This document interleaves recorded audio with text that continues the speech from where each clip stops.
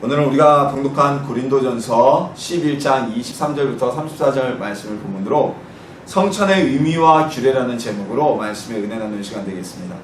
오늘 저녁에는 성찬, 우리가 특별한 절기마다 교회에 따라서는 한 달에 한 번 이렇게 나누는 성만찬, 그 제정된 의미, 그 안에 있는 의미, 그리고 성만찬에 우리가 지켜야 될 규례들 분명히 있습니다. 그 규례에 대해서 이렇게 말씀을 공부하는 마음으로 함께 나누는 시간 되기를 소망합니다.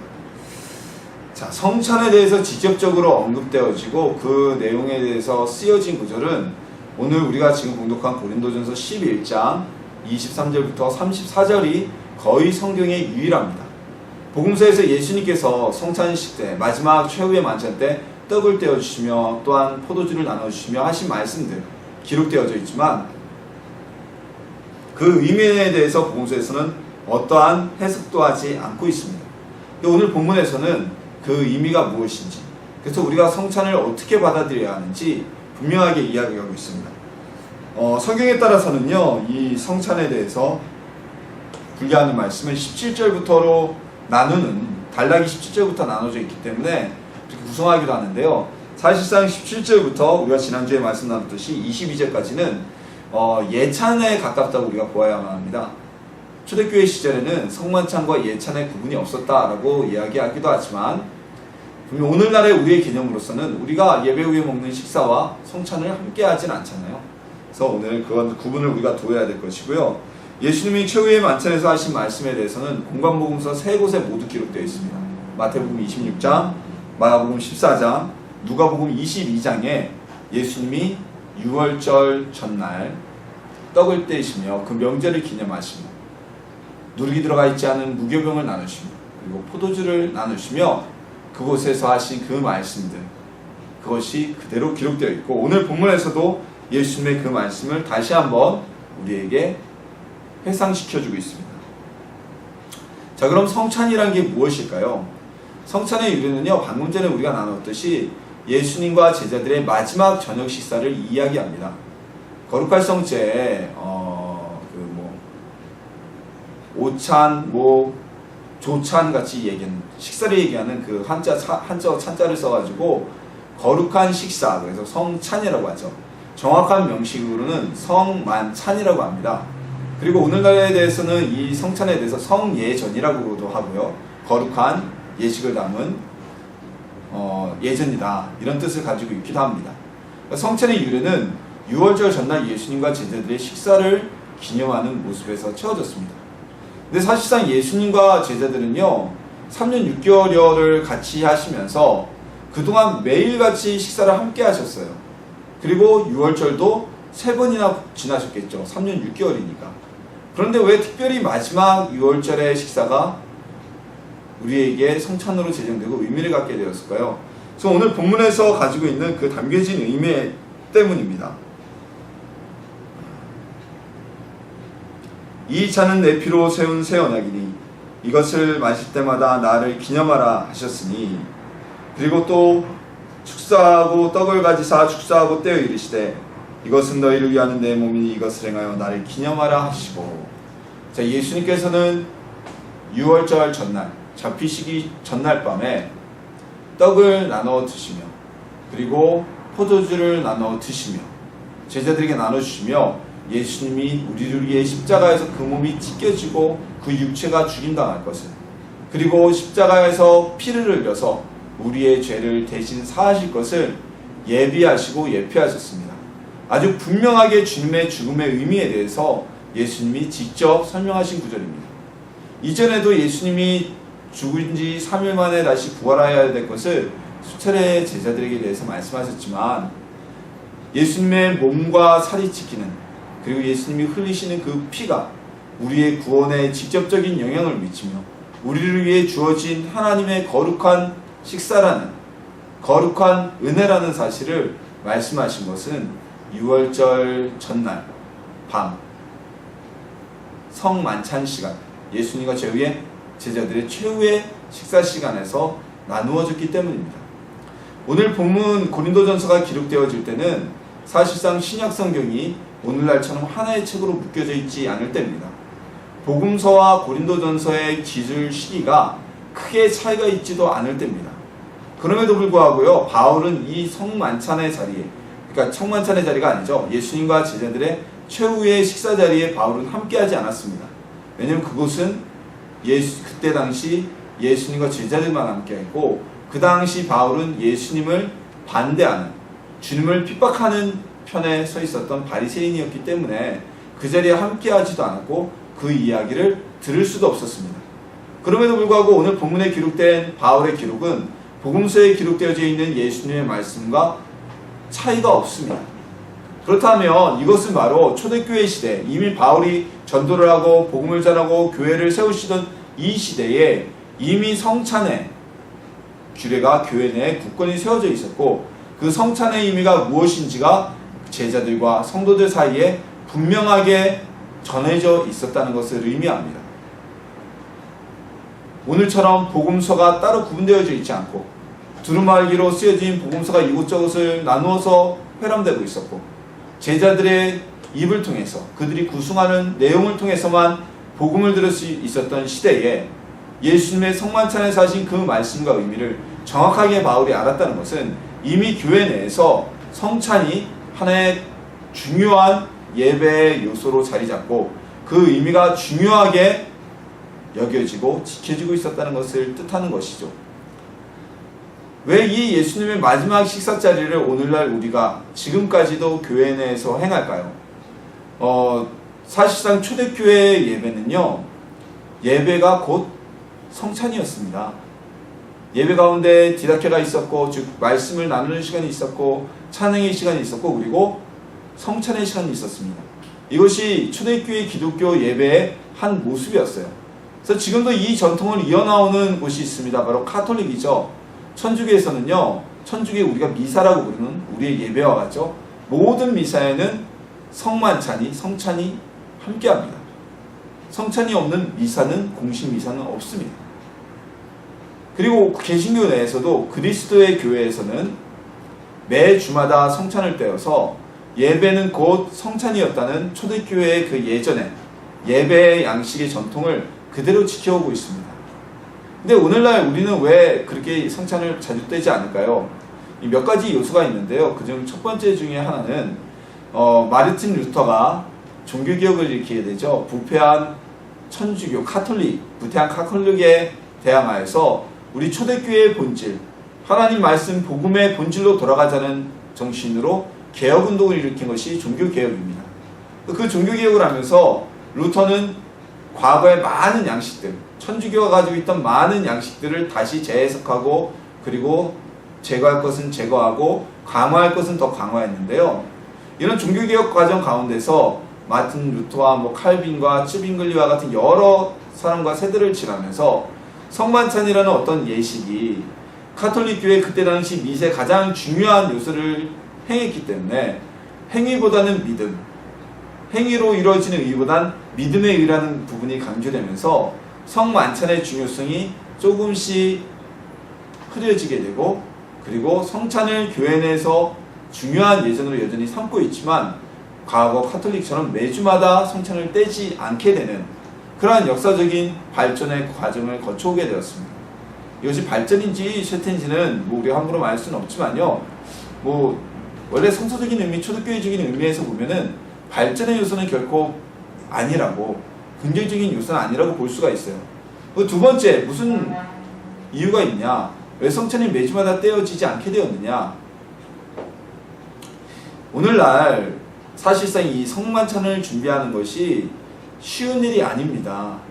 주마다 떡을 준비해야 되고요, 포도주를 준비해야 되고요, 그리고 성만찬을 위해서 준비위원이 있어야 되고요, 예배 시간에 성찬식이 들어가게 되면 보통 성찬식을 통해서 평균적으로 15분 내지 20분 이상의 소요가 추가로 들어가게 됩니다. 더 필요하게 되죠. 그러면 시간도 길게 되고 이 과정이 매우 번잡해지게 돼요. 제가 오늘 우리나라 한국교회에서 굉장히 개신교에서 안타까운 점이 하나 있는데, 무엇이냐면 성만찬을 떼면서 성찬식을 하면서 빵을 갖다 떼요. 그러니까 이것은 오늘 저희가 이제 규례를 나누면서도 다시 한번 이야기를 하겠지만, 온전한 성찬을 떼지 않을 것 같으면 차라리 하지 않는 게 맞습니다. 바른 예절을 지키지 않으려면 안 하는 게 맞아요. 왜 빵이 나올까요? 왜 빵이 등장하게 될까요? 귀찮거든요. 힘들거든요. 번잡하거든요. 일일이 떡을 준비한다는 거. 오늘 이 성만찬의 자리에서 예수님께서 떼셨던 떡은 무교봉입니다. 무교절. 지금 무교병 떡을 먹는 6월절의 식사였기 때문에 누룩이 없는 진짜 우리가 같은 떡을 드신 거예요. 부풀지 않는. 근데 교회에서 그 떡을 매주마다 준비하는 것이 어렵기 때문에 차라리 성도수가 많으면 주문을 하면 됩니다. 백설기 같은 거 뭐 한 말 해가지고 쪼개면 돼요. 그런데 성도가 작고 떡을 맞출 만한 그런 비용도 또한 분량도 되지 않는다면 어렵거든요. 그러니까 빵을 사다가 그냥 빵을 나누는데 이 빵도 누룩이 없는 빵, 무 이스트 빵 이런 빵이면 좋은데 죄송합니다. 그 빵이 누룩이 들은 빵, 잔뜩 부풀어있는 뭐 식빵을 뗀다거나 모카빵을 뗀다거나 이런 모습을 보이는 거죠. 제대로 하지 않으려면 안 하는 게 낫죠. 이런 불편한 요소, 번잡한 요소 때문에 성찬의 의미가 점점 줄어들게 되고 오늘날 교회들에 따라서는 자주 떼는 교회는 물론 그 일부 교단처럼 매주마다 떼기도 하지만 그나마 자주 떼는 교단들은 한 달에 한 번, 순복음교단 같은 경우가 한 달에 한 번씩 성찬을 떼죠. 안 떼는 교회들은 뭐 부활절에 한 번, 그러니까 고난주일이죠. 고난주일에 한 번 떼고 그리고 성탄절에 한 번 떼고 이렇게 1년에 한 두세 번밖에 안 떼는 그러한 모습을 보이기도 합니다. 이 번잡함이 우리 교회 내에서 성찬이라는 아주 중요한 예식에 대해서 소홀히 하게 되는 모습을 갖게 하였습니다. 자, 그럼 이 성찬이 담긴 의미가 무엇일까요? 왜 우리는 성찬을 어떻게 지내야 할까요? 자, 성찬에 대한 신학적 교리가 몇 가지가 있어요. 첫 번째로 기념설이 있습니다. 우리는 주님의 십자가에 달려서 우리를 위해 피 흘리시고 우리를 위해 그 몸이 찢기셨음을 기념하는 시간이다. 그러니까 우리가 어떤 뭐 8.15 기념식이나 3.1절 기념식이나 현충일 때 기념식을 하면서 때로는 순국선열에 대한 묵념을 하면서 그분들의 희생에 대해서 기념하는 것처럼 우리가 주님이 우리를 위해 십자가에 달려 친히 그 몸을 찢기셨음을 기념하는 의미로 성찬을 하는 것이다 라는 학설이 있고요. 또 하나는 화채설입니다. 이 화채설은 무엇이냐면요, 천주교에서 주장하는 믿고 있는 신학적 학설인데요. 성체라 그러죠. 성체. 예수님의 살을 상징하는 떡과 예수님의 피를 상징하는 그 피가 성찬의 예식이 시작되면서 즉시 변화가 일어나서 실제로 예수님의 살과 피가 된다는 이야기입니다. 조금 이해가 가질 않죠? 물리적인 변화는 사실상 없어요. 우리가 먹어도 빵의 맛이 그대로고 포도주의 맛이 그대로지만 화채설에 따르면 그것은 직접적으로 실질적으로 예수님의 살과 피로 변화가 된다는 것입니다. 그래서 이 성체에 대해서는 함부로 해서는 안 되고 오늘 바울이 우리에게 전한 규례의 말씀과 비슷해요. 함부로 떼어서는 주님의 몸을 함부로 함으로 인해서 큰 저주를 받는다는 그러한 인식을 가지고 있는 것입니다. 뭐 이후에 뭐 임재설이라거나 이런 여러 학설이 있는데 오늘날 우리 교회들에서는 특히 개신교회에서는 우리는 주님의 우리를 위해 죽으심과 그 몸을 우리 위해 들이셨음을 기념하는 기념으로 성찬을 떼게 됩니다. 그렇기 때문에 뭐 성찬의 떡 자체가 어떤 예수님의 몸이라고 해서 신성화 된다든지 성찬 시간에 나누는 포도주가 예수님의 실제 피이기 때문에 신성화 된다든지 그런 의미는 갖지 않습니다. 여전히 떡과 포도주일 뿐이지만 그 안에 담겨져 있는 의미, 우리에게 주어진 주님의 죽음, 그리고 우리가 그 떡을 먹음으로 인해서 예수님의 살을 우리가 먹음으로 인해서 우리가 포도주를 마심으로 인해서 우리가 주님의 피를 맛봄으로 인해서 그 안에 들어감으로 인해서 오직 예수님을 통해서만 예수님의 희생을 통해서 구원받았다는 그 은혜를 다시 기념하고 상징하는, 기념하고 느끼는 그러한 시간으로 성만찬의 시간을 오늘날 개신교는 의미를 부여하고 있습니다. 이 성찬은요 매우 중요한 의미를 갖고 있습니다. 과거 지금도 카톨릭에서는, 그리고 과거 종교 개혁이 일어나기 이전에도 카톨릭에서는 여러 가지 성예전이 있었어요.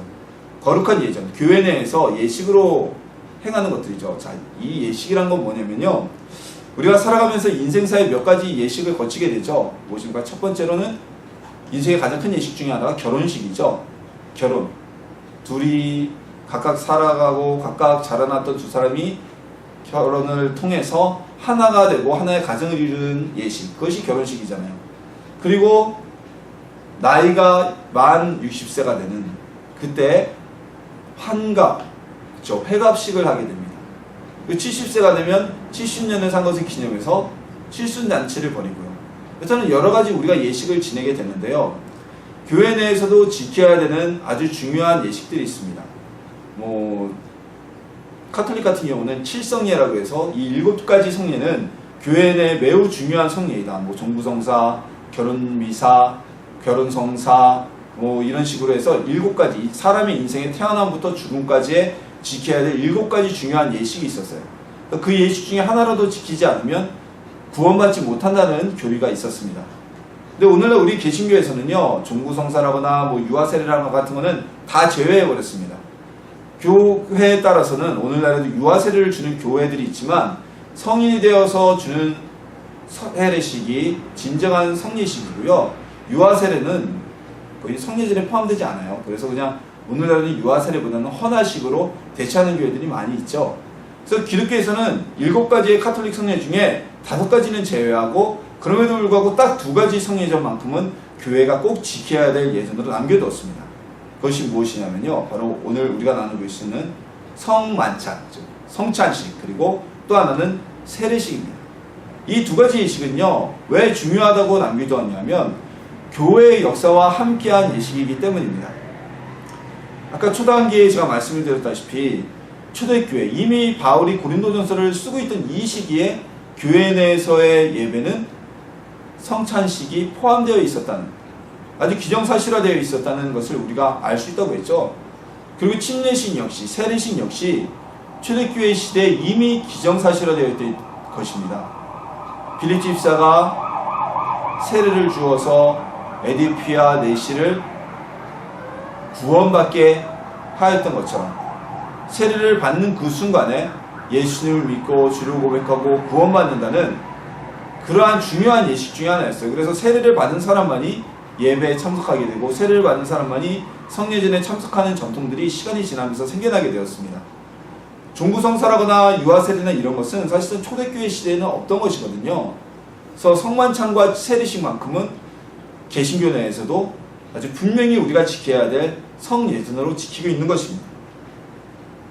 자, 그런데 이런 의미를 가진 성찬, 이 성찬을 지내면서, 성찬을 떼면서 우리가 중요하게 지켜야 될 규례들이 있습니다.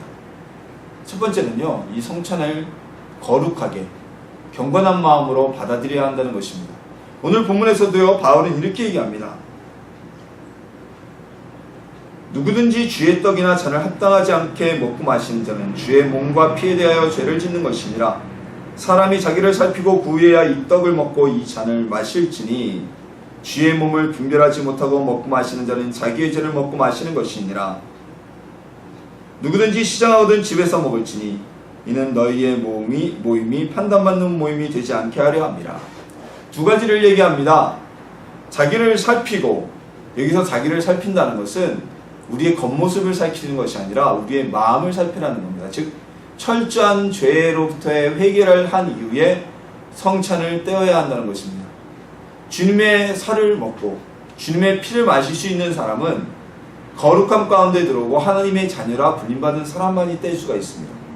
아무 생각 없이 성찬을 떼는 것은요, 하나님 앞에 범죄를 하는 것입니다. 자신의 죄를 마시는 것이라고 오늘 본문에 말하고 있어요. 그래서 너희 중에 약한 자와 병든 자와 그리고 잠자는 자, 이 잠자는 자라는 것은 영혼이 잠잔다는 것을 의미하거든요. 너희 중에 함부로 성찬을 떼기 때문에 구원받은 백성임에도 불구하고 여전히 세상에 속해 있고 영적으로 병들어 있고 약해져 있고 아직도 그 영혼의 잠에서 깨어나지 못하는 사람이 있는 것이라고 바울은 이야기하고 있습니다. 이 바울의 얘기가 아니라 주님의 말씀이죠. 바울을 통해 감동하여 쓰여진 오늘날 우리에게 주신 말씀이니까요. 그래서 오늘날에도 교단마다 틀리지만 일부 교단에서는 세례를 받지 아니한 사람은 성찬을 떼지 못하도록 하는 교단 교리를 가지고 있습니다. 저는 우리 교회는 독립교회 선교단체에 속한 교회단이잖아요. 그리고 제 신앙의 뿌리, 그리고 제 신학적 뿌리는 순복음에 있습니다. 순복음교회는요, 이런 교리적인 측면에는 상당히 자유로운 교단입니다. 순복음교회는요, 아이들에게 침례를 줄 수 있는, 세례를 줄 수 있는 제한 연령이 없습니다. 그래서 중학생이건 고등학생이건 믿음으로 주님을 고백하면 침례를 받을 수 있고요. 그리고 성찬을 떼는 데 있어서 순복음교단은 교리적인 부분에 대해서는 상당히 자유롭고 편안한 분이고 강조하지 않기 때문에 누구든지 예수 그리스도를 주로 고백하면 성찬을 뗄 수가 있습니다. 그래서 침례를 받지 아니한 자들도, 세례를 받지 아니한 사람들도 성찬에 참여할 수가 있습니다. 근데 그러다 보니까 부작용이 일어나요. 어떤 부작용이 일어나느냐, 세례를 받으면서 이 세례가 정말 어떠한 의미인지 모르고 받는 아이들이 있어요. 특별히 아이들, 성인들은 뭐 함부로 세례를 받지 않지만 보통 중3이 되면 또는 곧 중학생이 되면 세례를 주거든요. 근데 그 세례의 의미를 전혀 모르고 세례를 받는 겁니다.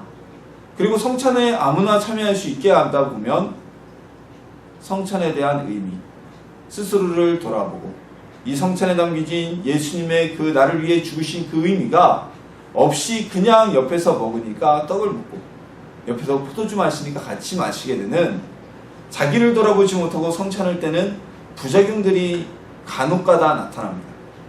그래서 저는 신앙적 뿌리는 순복음에 있지만 세례식도 믿음의 고백이 없이는 함부로 줘서는 안 된다는 생각이고요. 성찬 역시 세례를 받지 않으면 떼지 않는 것은 어떨까? 그것이 더 좋은 방법이 아닐까라는 생각을 합니다.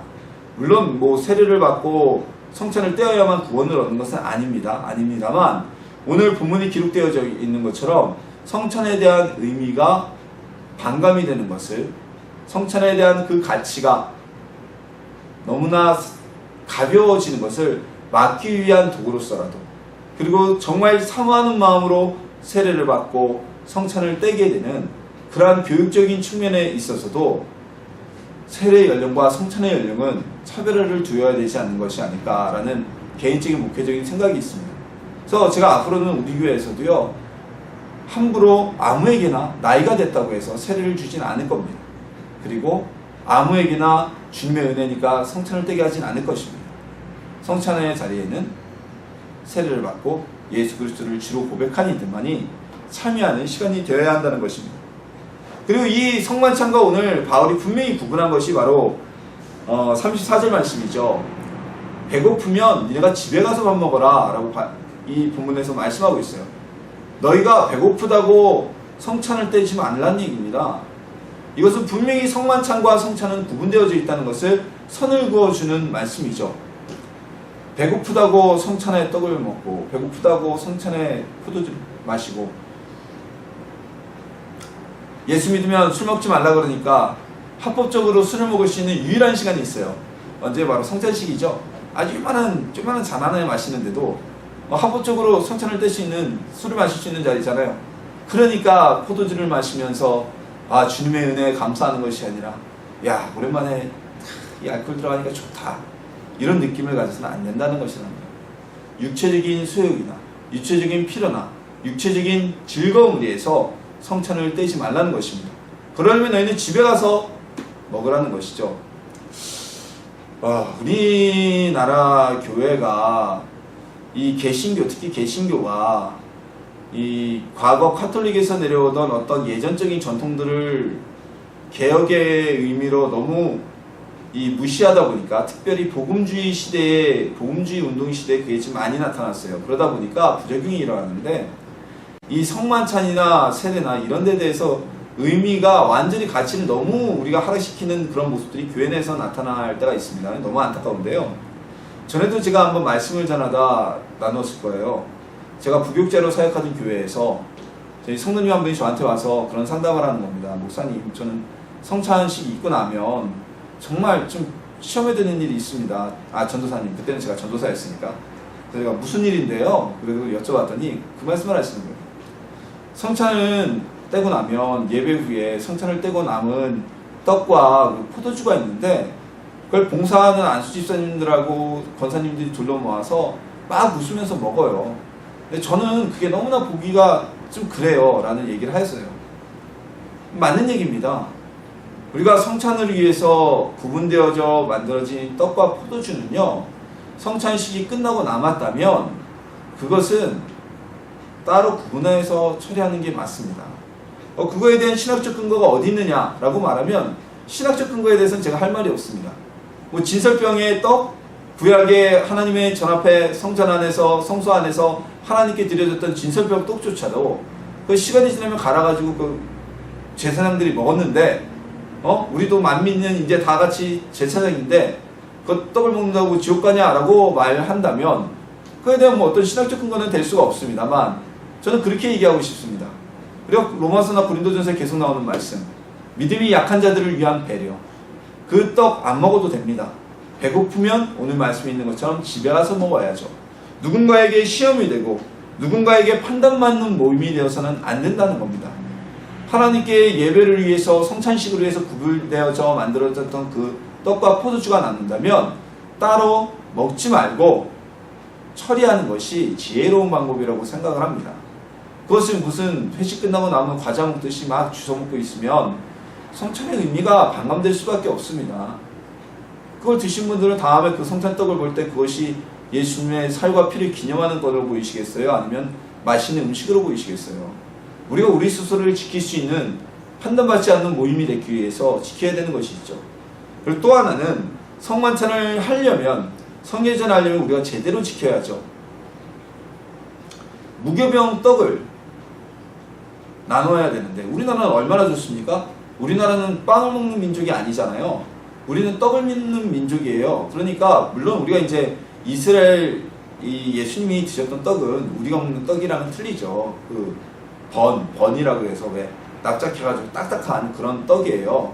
근데 무교병이기 때문에 빵이라고 안 하고 떡이라고 하고, 성경에는 아마 브레드로, 이게 영문 성경에는 브레드로 번역이 되어 있을 겁니다. 빵이라고 되어 있을 텐데 어찌됐건 중요한 건 빵이고 떡이고 간에 이 떡은 누룩이 들어가 있지 않은 겁니다.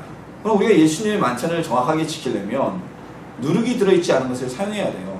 우리나라는 떡 문화니까 뭐 백설기도 있고 백설기를 많이 하죠, 교회들에서.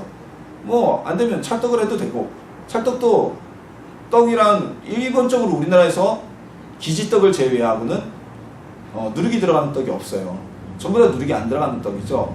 그런 떡을 준비하면 됩니다. 그래서 요즘에는 큰 교회들에서는 그 카톨릭에서 먹는 납작한 떡같이 만들어진 그걸 가지고 성찬을 행하는 교회들도 있어요. 바람직한 겁니다. 간혹 가다 보면 아까 말씀드렸다시피 빵으로, 그것도 뭐 누룩이 안 들어있는, 가끔 가다 이스트 효모가 안 들어있는 빵들이 있잖아요. 그런 빵이 아니라 아주 불어가지고 부풀 때를 이렇게 부푼 빵을 갖다가 성찬을 떼는 모습들을 볼 때 제가 참 마음이 아파요. 심지어는 제가 신학대학을 처음 들어갔는데, 신학대학 제가 1학년 때는 OT를 가가지고, OT를 어디 갔냐면 기도원에 갔어요. 기도원에 가서 하루 금식을 했어요. 금식 기도원에 가서 마지막 시간에 성찬을 떼는데 제가 참, 신학대학인데 성찬에 떡을 무엇을 떼냐면요, 식빵을 갖다 떼는 거예요. 통식빵 뻥뻥 뚫려가지고 효소모가 들어가 있는. 저는 그 어린 나이였지만도 이게 뭔가 하는 생각이 들었어요. 만약에 빵이 중요하냐, 의식이 중요하지라고 얘기하면 그런 의미로 성찬을 생각한다면 성찬을 뗄 이유가 없죠. 뭐더러 뗍니까? 하려면 하고 말면 말아야죠. 모든 것이 우리에게 편의 위주로 하나님께 드리는 것은 다가와서는 안 됩니다. 인간의 소욕과 편의성을 위해서 하려면 그런 희생이 없는 예배는, 희생 제물이 없는 제사는 하나님이 받지 않으셔요. 우리의 희생과 우리의 봉사와 헌신이 들어가야지, 단순히 우리가 그 떡을 만들기 힘들다고, 그 떡을 구하기가 힘들다고, 간단하고 편안하게 의미가 중요하다고 빵으로 한다? 이것은 하나님만 못한 그런 모습이 아닐까, 정말 안타까운 모습이 아닐까 생각합니다. 우리가 성찬은 주님이 우리에게 주신 아주 귀한 성예전입니다. 왜냐하면 우리가 평소에는 예수님의 보혈의 은혜와 우리를 위해 십자가에 달려 돌아가신 그 예수님의 은혜를 생각한다고 하면서 실질적으로 와닿지를 못합니다. 근데 우리는 성만찬을 떼면서 주님의 그 십자가에 달려 죽으신 그 죽음의 의미를 우리가 시청각으로, 오감을 통해서 눈으로 보고 입으로 맛보고 귀로 들으면서 주님의 그 의미를 다시 한번 깨달을 수 있는 그런 귀한 시간으로 우리에게 주신 것입니다. 그래서 성만찬의 시간 우리 귀히 여기기를 소원합니다. 그 시간마다 주님이 우리에게 베풀어 주신, 우리를 위해 십자가에서 죽으신 그 주님, 우리가 그 주님을 먹음으로 인하여서 구원받았다는, 의롭게 되었다는 그 사실 기억하시고, 우리의 마음 역시 성찬을 뗄 때 앞으로는 가벼이 떼지 않고 더욱더 경건하고 진중한 모습으로 성찬을 떼는, 그래서 그 안에서 주님의 십자가의 죽으심의 의미를 기념하는 은혜를 받아 누리는 에슬나무 신터교회 성도님들이 되시기를 주님의 이름으로 축원합니다.